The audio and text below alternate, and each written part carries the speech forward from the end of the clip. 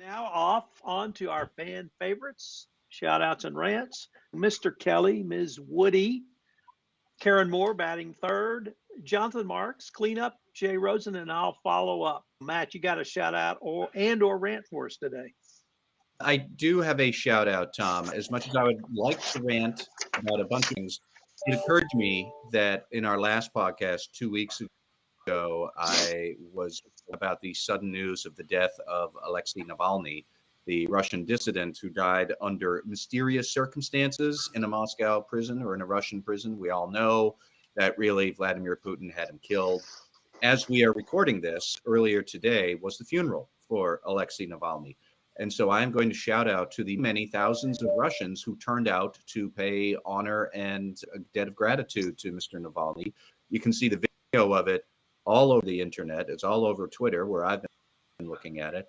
And it takes a lot of guts to be able to defy Vlad, who expressly and clearly did not want any big show for Navalny. They did it anyways.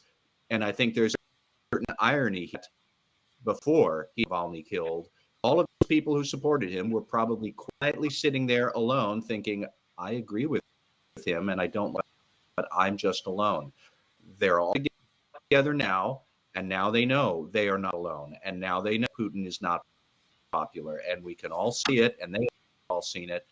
Delighted to see that this awful thing Putin did has now blown up in his face. A big shout out to all of the Russians who had the bravery to go and honor Alexei Navalny today. Karen Woody.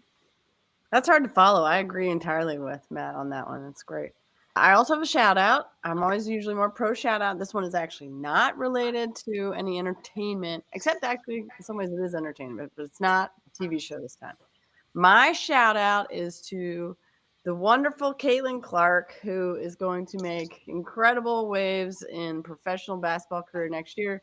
She, of course, is the Iowa basketball player who has revolutionized, it seems, this and has really transformed in some ways the women's basketball, collegiate basketball, because she has broken record after record and is on track to beat even the men's record for most points scored in a collegiate career. And I know firsthand when Iowa came to play Indiana a couple weeks ago, it was the longest line anyone had ever seen for men or women's basketball game to go just watch this star. So shout out to her and for, again, just lifting and giving more exposure to women's sports. Karen Moore. All right. I don't know if this is a rant or a shout out, actually, but looking at the imminent death knell for the CSDD, or the Corporate Sustainability Due Diligence Directive in the EU, which already was under attack by some fancy footwork by Germany and Italy. But in a surprise move 2 days ago, France came in and really raised a ruckus that put one nail in the coffin in the European Council vote. It's not very auspiciously scheduled for a final approval by the European Parliament on the Ides of March 15th coming up, but I don't suspect we're going to see that pass. We've already got France, Germany, and Italy, and it is a kind of population-based weighted vote. So goodbye to the CSDD. That's a rave because I think it's a really onerous provision, but also a rant because I do think that there needs to be something there on the sustainability side, and we'll wait to see what replaces it. Mr. Marks, in honor of the baseball season nearly upon us, batting cleanup, what do you have for us? I'm happy to say I went to the Phillies home opener at Daycare Park in spring training, and they did beat the Yankees. I don't know what to say there. There wasn't a lot of people that we all knew in the lineup. Baseball season is among us. As you well know, I usually rant about things, but this week I'm not going to. I happen to be reading, I don't know what I was reading, but I happen to be reading some news that flashed on my iPhone one morning while I was in one of my insomniatic modes. And there were these two garbage men, you're going to laugh, in the UK, that there was a house fire. And these two guys, one guy jumped through the window 3 times, to save the mother, the father, the kid, or the dog, or whatever. And the other guy went knocking on doors saying, get out, there's a fire. We hear such bad stuff in this world. And I just read this and I'm like, wow, these two guys were just doing their job, going about their business, and this was going on. And they risked their own lives to save us. So I don't remember their names. I don't remember who they are. But that story it struck a chord with me, saying we have to get back to all of this. So that's my shout out for the week. And I got one more.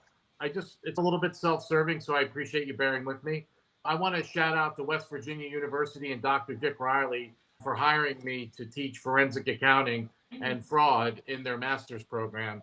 It's a great honor to be a part of that institution, and I really look forward to being an awesome professor. So, Karen, I sent you some flowers and some candy. I'm hoping you can give me some pointers as I embark on something that is a real passion of mine.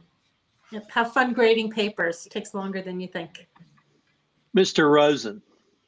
So coming to you from sunny Southern California to file this one under the rich get richer. So my rant rave goes out to Shohei Ohtani, who signed a $700 million deal with the Dodgers, and then with a little creative accounting, deferred 97% of that money until 2034. So Ohtani's first hit in spring training sailed over the left field porch. So maybe Adam Turtletop will get his wish this year and the Dodgers might win. I hate to break up this love fest of shout outs, but I'm going to rant about the U.S. Supreme Court. It took them 14 days to grant cert and Trump's appeal of the denial of his immunity. That means there were 4 votes to overturn that decision. Whether that's the corrupt 2 of Thomas and Samuelito or the triplet of Trump appointees who Trump has said owes them, of course, Kavanaugh and Barrett, we don't know. But there's absolutely no reason under U.S. law, under U.S. common law, under UK law that the U.S. Constitution sits on, or UK common law going back to the Magna Carta to say that a president is above the law. This was a horrendous decision as it could have been, but it's even worse because they are clearly giving Trump rope so that this will never go to trial. If it goes to trial, it's going to be after the 2024 election, so the American people won't know of the criminal activities of Donald Trump. This is just beyond belief. The corruption at the Supreme Court is beyond belief. They are going to literally do everything they can to help Donald Trump. It's not serving the American people. It's not serving the Constitution of the United States, and it's not serving the U.S. Supreme Court. So that's my rant.